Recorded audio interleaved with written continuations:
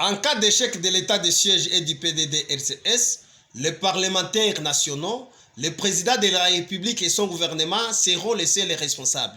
En date du 6 mai 2021, le chef de l'État avait proclamé l'état de siège dans les provinces de l'Ituri et du Nord Kivu. La grande majorité de la population congolaise et toutes les tendances politiques, ethniques et religieuses confondues avaient soutenu cette mesure exceptionnelle qui vise à rétablir la paix dans ces deux provinces précitées.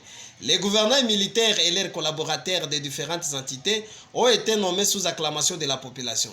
C'est toute la population qui espérait un retour effectif et rapide de la paix après la proclamation de l'état de siège. Malheureusement, Kinshasa n'en avait pas fait une priorité en y accordant des moyens matériels, logistiques, humains et financiers dès le début. Il a fallu des tas et de revendications pour que quelque chose soit fait.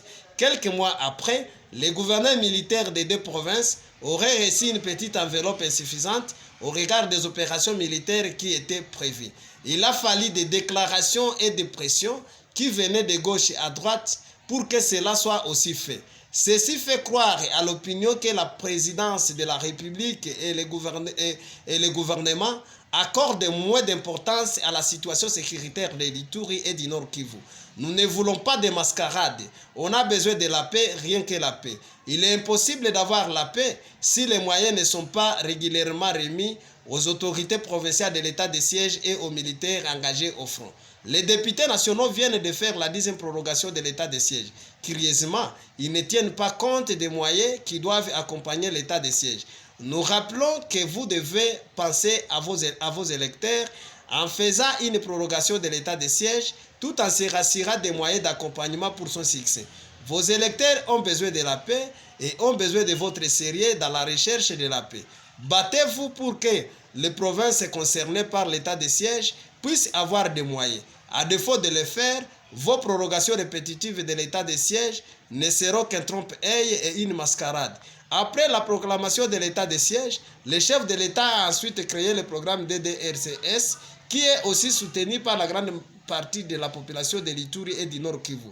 Il en est suivi la nomination du coordonnateur national PDD-RCS et de ses deux adjoints qui sont totalement soutenus par la grande majorité de la population du Congo, qui n'ont pas encore aussi malheureusement tous les moyens nécessaires pour le début effectif de ces programmes. L'on se pose la question de savoir qu'est-ce qui bloque les fonds de l'état de siège et du PDD-RCS.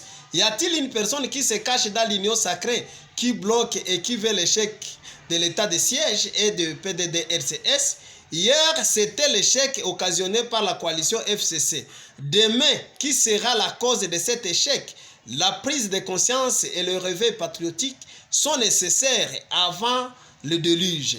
Pourquoi il y a l'absence de l'implication personnelle du chef de l'État ou du Premier ministre afin que les moyens conséquents soient régulièrement mis à disposition de l'état de siège et du PDD-RCS? Il faut combien de mois pour que tous les moyens nécessaires soient mis à la disposition de tous les animateurs de l'état de siège et du PDD-RCS? C'est incommode d'observer l'absence d'un accompagnement financier, logistique et humain pour PDD-RCS et état de siège. Si rien n'est fait jusqu'à présent, c'est une honte et un discrédit pour toute la province en particulier et pour le pays. Il faut noter que les militaires au front murmure et d'autres avaient tenté de manifester dans la ville de Bunia pour revendiquer leur salaire. Dieu merci, on nous apprend qu'ils ont été apaisés. C'est pourquoi nous demandons au président de la République et au Premier ministre de donner les moyens d'une manière régulière aux provinces concernées et de permettre au PDD-RCS de commencer son travail en Ituri et au Nord Kivu. C'est une honte si réellement l'état de siège est programmé sans moyens, mais aussi s'il n'y a pas les cash pour le débit effectif du PDD-RCS. Nous regrettons de continuer à compter des mois non rétrocédés par le gouvernement central. Nos enquêtes ont pu prouver que sur autant de mois de l'état de siège, il y a 3 mois de dette. Plus de 3 mois que Kinshasa n'a rien donné aux provinces, connaissant l'engagement de FARDC et les soucis qui est le nôtre, c'est contradictoire à la vision du chef de l'État.